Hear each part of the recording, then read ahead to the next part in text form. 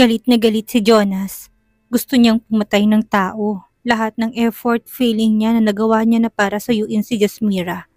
Pero feeling niya kulang pa rin. Hindi man lang na-appreciate ng dalaga lahat ng effort niya. Na para bang wala lang ditong lahat at nagawa pa nitong yumakap sa lalaking kasama nito ngayon. Ni hindi man lang naisip nitong si Jasmira ang posible niyang maramdaman. Gray, Cooper, Elvis, ano ba? Bitawan niyo ko. Gusto kong bigyan ng leksyon ng lalaking yan. Hindi ako papayag na agawin niya sa akin si Jasmira. Galit niyang wika. Kaagad namang umiling ang kaibigan niya. Wala talaga sigurong balak na bitawan siya, kaya nagpumiglas siya. Halos ubusin niyang lakas niya para makawala sa mga to pero bigo siya. Jonas, tama na! Ano ka ba? Hindi ka ba nahihiya sa ibang mga bisita? May iba na si Jasmira, kaya hayaan mo na siya. Huwag mo na siyang guluhin. Umiiyak namang wika ni Leticia. Galit naman niya itong tinitigan. Islat! Ikaw ang dahilan kung bakit galit sa akin si Jasmira ngayon. Ikaw ang dahilan kung bakit ayaw na ni Jasmira kaya umalis ka sa harapan ko. Lumayas ka sa harap ko, Leticia. Galit niyang sigaw dito. Oh bro, huwag mo namang ganyanin si Leticia. Baka nakalimutan mo, pinsan ni Rovan yan. Saway naman sa kanya ni Cooper. Napatitig naman siya kay Rovan na noon ay tikom ang bibig habang nakikita niya sa mga mata ang galit. Halata siya kanyang itong dismayado dahil sa mga nangyari. Tama yan, Jonas.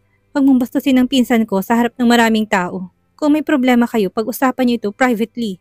Not now at wag dito sa mismong party ng mga anak ko. Ani naman ni Rovan.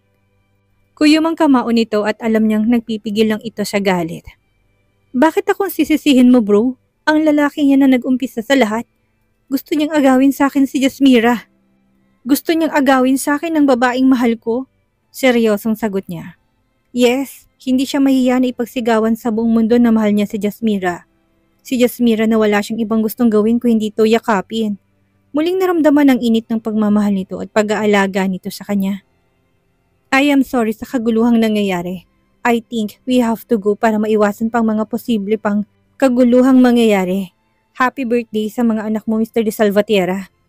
Pasensya na sa mga nangyari ngayong araw. Wika naman ni Gerald kay Rovan. Kahit siya nagulat niya sa ginawa niya kay Jonas. Nasapak niya ito nang makita niya kung paano nito yakapin kanina si Jasmira. Ayaw niya ng ganon. Nagagalit siya kapag may ibang lalaking aali-aligid sa babaeng mahal niya. Saka nakita niya namang nagpumigla si Jasmira. Kaya naman dapat nang ipagtanggol niya ito. Pasensya ka na din sa mga nangyari, Mr. Reyes. Supposed to be this is a happy day for us. Dahil birthday party ng triplets kung mga anak pero hindi ko rin inaasahan na mangyayari to. Take care of Jasmira. Sagot naman ni Rovan kay Gerald. Napangiti naman si Jasmira sa narinig. Naglakad siya palapit sa kaibigang si Mireya at hinawakan to sa kamay. Hindi healthy kung mag-stay pa kami na matagal dito. Pasensya na, Mireya, pero kailangan na naming umalis. Nakangiting wika ni Jasmira sa kaibigan. Napasulya pa siya kay Jonas na noon ay nakatitig din sa kanya. Hindi niya tuloy malaman kung maawa ba siya kay Jonas pero isa lang ang alam niya at nararamdaman ngayon. Hindi siya masaya sa ginawa nito, lalo na't ito naman ang nag-umpisa sa gulo eh. Ang palaging mahinaw na si Gerald ay nagawang manakit ng tao nang dahil sa kanya, feeling niya tuloy isa siyang prinsesa na handang ipagtanggol ng kanyang Prince Charming. Okay lang, naintindihan ko. Siguro iset na lang natin sa ibang araw ang bonding nating magkakaibigan. Nakangiting sagot naman ng kaibigan niya si Mireya. Tumango naman siya bilang pagsang-ayon sa sinabi ng kaibigan niya. Muli siyang humawak sa braso ni Gerald at tumitig sa mga mata nito sabay ngiti. Iuwi mo na ako, nakangiti niyang tanong dito. Sure, let's go home. Sambit nito at nagulat na lang siya nang walang sabi-sabing basta na lang siya nitong binuhat. Narinig niya pa nga ang mahinang pagsinghap nila Devon at Mireya. Nagulat marahil sa ginawa ni Gerald, pero muling umalingaw-ngaw ang galit sa boses ni Jonas sa buong paligid. Hayop kang lalaki ka. Bitawan mo si Jasmira. Huwag mo siyang ilayo sa akin. Jasmira, ano ba? Alam kong galit ka sa akin pero wag mo namang ganito. Wag mo naman akong patayin sa selos. Galit nitong sambit pero parang wala siyang narinig. Muli niyang isinubsob ang mukha niya sa dibdib ni Gerald. Hindi na rin siya nag-abala pang tignan ng reaksyon ng mga kaibigan niya. Bro, tumigil ka na. Kung saan nakaalis na sila Jasmira, saka ka naman siya binitawan ng mga kaibigan niya.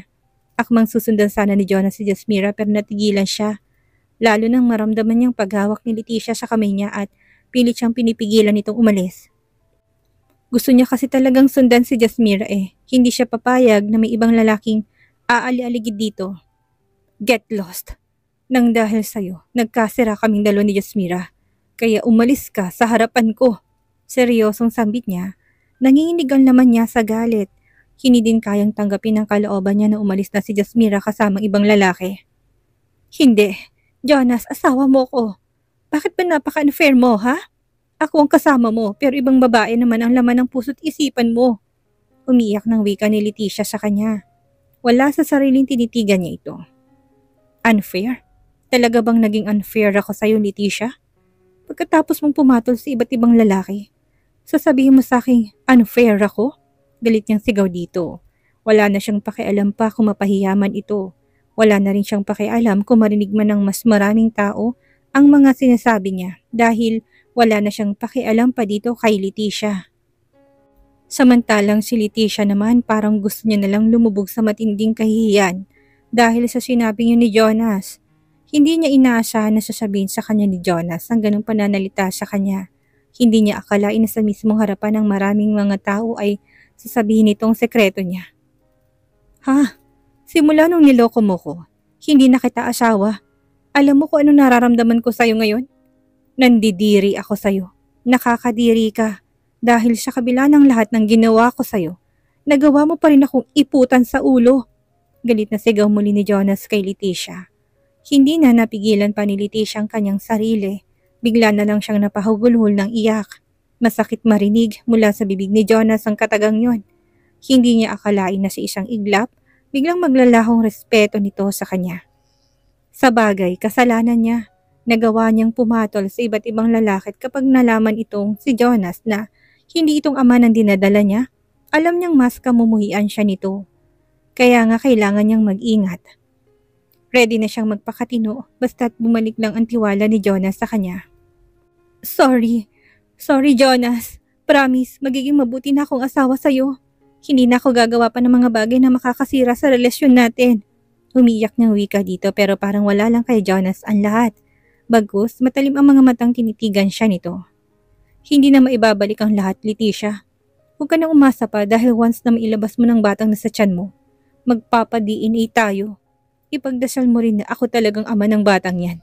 Kung hindi, patawarin ako ng Diyos sa posibleng gagawin ko sa'yo. Seryoso nitong sambit. Parang napapaso namang napabitaw siya sa pagkakahawak dito. Biglang dumagungdong sa kaba ang puso niya, bigla din siyang nakaramdam ng takot. Alam niyang hindi nagbibiro itong si Jonas kaya ngayon pa lang nag-alangan na siya kung patuloy pa rin ba siyang makikisama dito kay Jonas. Pero kung aalis siya, saan naman siya pupunta? Oo, pinsan niya si Rovan pero tutulungan kaya siya nito?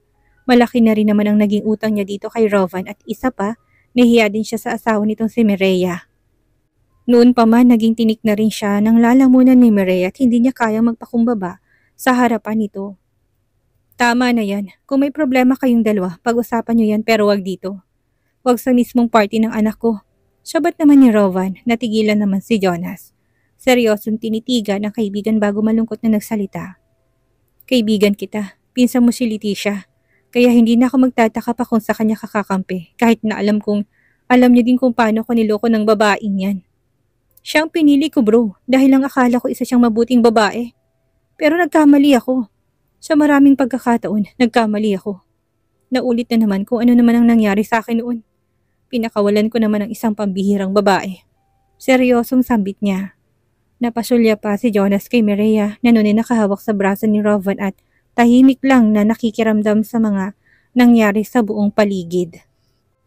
Nag-umpisa kay Mireya ang lahat. Niloko ko siya at kayong dalawang nagkatuluyan and then pinatulan ko si Jasmira at akala ko noon siya na talagang babaeng para sa akin. Until one day, bigla na lang bumalik si Leticia. Tinalikuran ko si Jasmira at binalikan si Leticia and now, malalaman ko na lang na nagkamali na naman ako. Shit! Galit na sigaw ni Jonas. Ano bang meron sa akin at bakit palagi na lang ako nagkakamali? Bakit sa tuwing nare-realize ko lahat ng pagkakamali ko, bakit parang huli na yata? Kagaya ni Jasmira, may iba na siya. Gustuin ko mang bumalik siya sa akin pero may iba na siya. Tumatangis na wika ni Jonas. Wala na siyang pakialam pa sa kahihiyan niya. Gusto niyang umiyak ngayon na para bang isang batang bigla na lang inagawan ng laruan. Hindi na din naman nakatiis si Rovan. Sinanyasan niyang mga kaibigan niyang sila Gray, Cooper at Elvis na ilayo na muna si Jonas sa crowd. Kahit na anong mangyari, kaibigan niya pa rin si Jonas at ayaw niya itong mapahiya sa lahat ng mga bisita. Samantalang si Leticia naman tahimik lang na lumuluha. Hindi niya alam kung paanong gagawin niya.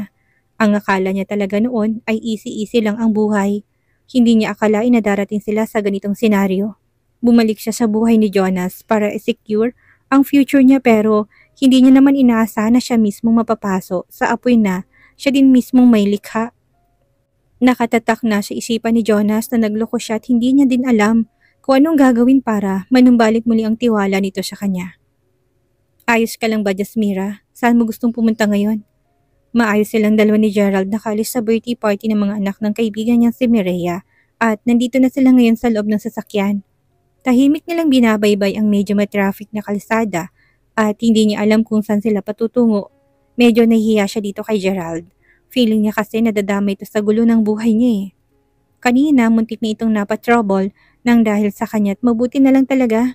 Hindi kinampihan si Jonas ng mga kaibigan nito dahil kung hindi baka napahamak pa itong si Gerald eh. Yes, ayos lang ako Gerald. Pasensya ka na ha. Ang sabi ko kanina, party ang dadaluhan natin, hindi giyera. Nahiya niyang sambit dito sabay titig sa labas ng sasakyan. Hindi siya makatingin ng diretso dito kay Gerald. Feeling niya kasi puro trouble na lang ang dala niya sa buhay nito. Anong pasensya na? Teka lang, bakit feeling ko ikaw yata nagigilty sa mga nangyari kanina? Jasmira, wala kang kasalanan para humingi ng pasensya sa akin. Maganda nga siguro nagkaharap kami ng Jonas na yun eh. Eh di ba, nakatikim siya ng kamao ko? Nakangiti nitong sambit. Wala sa sariling napatitig siya kay Gerald. May mumunting-ngiti na nakaguhit sa labi nito na para bang wala lang dito nangyari kani-kanina lang. Eh samantalang siya, hindi pa rin nakakaget over sa gulo kanina lang. First time niyang nakitang nagwala ng ganun si Jonas. Umalingaw-ngaw pa rin sa balintataw niyang mga sinabi ni Jonas kanina lang. Siya daw ang mahal nito. Pagkatapos ng lahat-lahat ng panlolokong ginawa nito sa kanya, may lakas pa talaga ng loob ang Jonas na yun na sabihin ng katagang yun. Sinong maniniwala? Wala na siyang balak pang magpauto sa lalaking yun. Nasaktan na siya ng makailang ulit, kaya naman wala na siyang balak pang lingunin ang nakaraan nila. Jasmira, okay lang ba kung magtatanong ako sa'yo? Muling wika ni Gerald sa kanya. Nagtanong ang mga matang tumitig siya dito. Oo naman, pwede ka magtanong Dok. Eh, ikaw pa ba naman, malakas ka sa akin? Nakangiting sagot niya. Kung sakaling niligawan ka ulit ni Jonas na yon, sasagutin mo ba siya? Kung sakaling seryoso siya sa panunuyo sa'yo, babalik ka pa ba sa kanya? Seryosong tanong nito. No. Walang pag-aalinlangan na sagot niya. Nagulat na lang siya nang bigla na lang nitong inihinto ang sasakyan sa gilid ng kalsada. Napansin niyang panginginig ng kamay nito na para bang bigla itong ninervyos. Gerald, okay ka lang ba? Hindi niya mapigilan tanong dito. Mukha kasi talagang hindi to okay eh. Na para bang may bigla na lang to naramdaman sa katawan na ito lang ang may alam. Yeah, I am okay. Naisip ko lang kasi. Jasmira hindi mo na siya gusto hindi ba? Ayaw mo na kay Jonas at kahit na anong gawin niya, hindi ka na babalik sa kanya?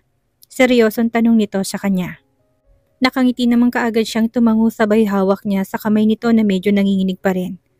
Hindi na ako babalik sa kanya dahil na-realize ko na mas masaya kang kasama kumpara sa kanya. Nakangiting sagot niya dito. Napansin niyang muli itong natigilan, nagtatanong ang mga matang tumitig sa kanya, kaya isang matamis na ngiti ang kaagad na gumuhit sa labi niya. Dr. Gerald Reyes, hindi ba't sabi mo sa akin gusto mo ko? Lakas loob niyang tanong. Ewan niya ba, feeling niya may biglang sumapi sa kanya at gusto niyang mapag-usapan nila ang mga ganitong topic. I love you, Jasmira. Mahal kita at hindi magbabago yun kahit na anong mangyari.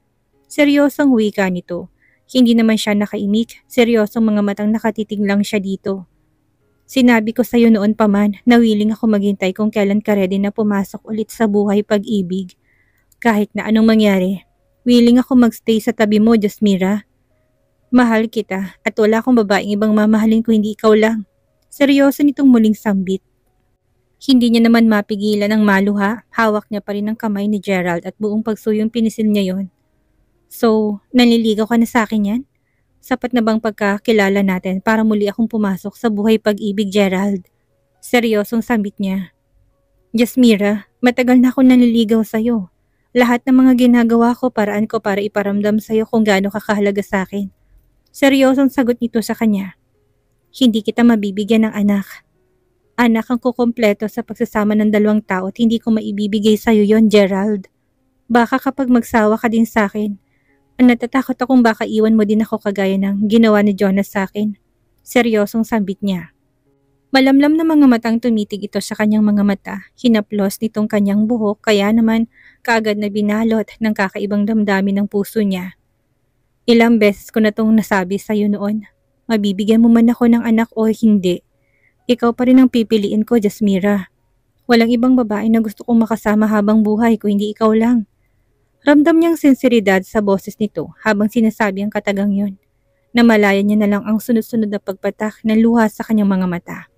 Hindi siya makapaniwala sa narinig mula dito kay Gerald. Hindi niya kasi talaga akalain na sa kabila ng pait at pagdurusang naranasan niya noon, may isa pang lalaking handa pala siyang tanggapin ng buong puso. At yon ay walang iba kung hindi si Gerald. Ito lang ang nag-iisang lalaking nakakaintindi sa kanya at naging karamay niya lalo na nung mga panahon na akala niya ay wala na siyang pag-asa pang ipagpatuloy ang buhay dito sa mundong ibabaw. Hindi siya nito iniwan at ipinaramdam nito sa kanyang halaga niya sa puso nito. Gerald, kung sakali bang tanggapin kita sa buhay ko, magiging masaya ka ba? Naluluhan na tanong ni Jasmira kay Gerald. Alam niya sa sarili niyang masyado pang maaga para muling pumasok sa isang seryosong relasyon, pero kailangan niyang gawin ito para sa sarili niya. At least kapag alam niyang nasa tabi niya lang si Gerald, hindi na siya mawawala sa landas. Alam niya, sigurado siyang poprotektahan siya nito. Lalo na ngayon nagpaparamdam na naman sa kanya si Jonas. Oo, ayaw niya na kay Jonas. Tanggap niya na sa sarili niyang lahat, wala na rin siyang balak pang mabuhay sa nakaraan. Kailangan niyang ayusin ang sarili niya para sa kanyang kinabukasan. Si Jonas ay bunga na lamang ng mapait na karanasan ng kahapon sa buhay niya. Marami siyang mga bagay na natutunan dito, mga masasakit na bagay na ayaw niya nang balikan pa. And now, may isang lalaki na handang iparamdam sa kanya ang langit, kaya walang dahilan para biguin niya ito. Si Gerald umpisa pa lang pinaramdam na sa kanya kung gaano siya kahalaga dito. What do you mean, Jasmira? Ibig mo bang sabihin? Gerald, yes. Tinatanggap ko ng pag-ibig mo. Tinatanggap na kita sa buhay ko. Nakangiti pero lumuluha niyang sambit. Napansin niya naman ang tuwa na kaagad na rumihistro sa mga mata nito. At ilang saglit lang, naramdaman niya na lang ang mahigpit na pagyakap nito sa kanya. Hindi hadlang na nandito sila sa loob ng sasakyan para yakapin siya nitong si Gerald at iparamdam sa kanya kung gaano to kasaya. Jasmira, totoo ba? Totoo ba ang sinabi mo? Ibig bang sabihin nito girlfriend na kita? Narinig niyang sambit nito sa kanya. Nakangiti naman siyang tumango. Yes, Gerald, tinatanggap na kita. Simula ngayong araw, ikaw ng boyfriend ko. Umiiyak niyang sambit. Alam niya sa sarili niya na hindi niya pagsisisihan ang desisyon niyang ito. With Gerald, alam niyang tuluyan na siyang makakabangon sa kabiguang naranasan niya dulot ng pag-ibig. Oh Jasmira, hindi mo lang alam kung paano mo ko pinasaya ngayon. Pangako, hindi ka magsisisi. Gagawin ko lahat para maging masaya ka. Seryoso nitong bigkas pero puno ng sinseridad sa boses nito. Hindi niya naman mapigilan ng mapangiti. May tiwala siya dito kay Gerald at alam niyang hindi siya nito bibiguin. Alam niyang hindi siya nito sasaktan. Thank you, Gerald. Thank you dahil hindi mo ko sinukuan.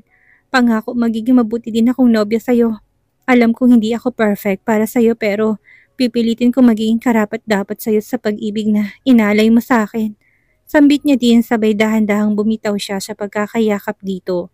Tinitigan niya si Gerald. Maaring first love never dies but second love can bury first love. Natutunan niya nang tanggapin sa sarili niya na hindi para sa kanya ang unang lalaking minahal niya. Nabigo man siya sa una niyang pag-ibig pero hindi pa katapusan ng mundo. Tapos niya nang iyakan ang una niyang pag-ibig, nagluksa ng puso niyang sawi, and I think ito ng tamang oras para tuluyan siyang bumangon. Hindi siya dapat mabuhay sa nakaraan. May lalaking naghihintay sa kanya at willing na iparamdam sa kanya ang tunay na pagmamahal, kaya naman heto siya. Susubok ulit, magmamahal ulit at muling lalaban sa ngalan ng pag-ibig. Hindi na para kay Jonas na first love niya, kundi kay Gerald na. Simula ngayong araw kay Gerald niya na ibubuhos ang buo niyang atensyon. Kay Gerald na walang ibang ginawa, kundi ang iparamdam sa kanya kung gaano siya kahalaga dito. At least kung ano man ang nararanasan niya sa una niyang pag-ibig, magiging lesson na yun sa kanya. Mas magiging wais na siya ngayon at alam niyang hindi siya sasaktan nitong si Gerald. Tama, malaki ang tiwala niya dito kay Gerald. Sa tuwing nakakaramdam siya ng kawalang pag-asa, ito ang palaging katabi niya. Nagiging crying shoulder niya nga ito kaya dapat lang namahalin ito. Jasmira, thank you. I love you. I love you very much. Mahinang bulong ni Gerald sa kanya. Hindi niya naman mapigilan na mapangiti sa sinabi nito.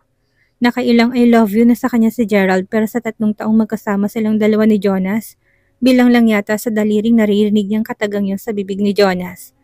And now, heto na siya, natagpuan niya ng lalaking handang iparamdam sa kanya ang langit, kaya hindi niya na ito bibitawan pa. Gerald, thank you so much, nakangiti niyang wika. Umangat ang palad nito at buong pagsuyong pinunasan itong luha sa kanyang mga mata. Ramdam niyang pagmamahal sa bawat paghaplos ng palad nito sa kanyang pisngi, kaya hindi niya mapigilan na mapangiti. Ngayong girlfriend na kita, siguro kailangan nating i-celebrate ito. Gusto kong gawing memorable ang araw na to, Jasmira. Nakangiti nitong wika sa kanya. Sure, as long as magiging masaya tayong pareho. No problem. Sagot niya din naman kaagad dito. Malaki ang tiwala niya dito kay Gerald at alam niyang walang ibang naglalaro sa isipan nito kung hindi gumawa ng mga bagay na alam nitong makakapagpasaya sa kanya. Ganito siya ka-spoiled dito kay Gerald at hindi na pakakawalan pa ang pambihirang lalaking ito.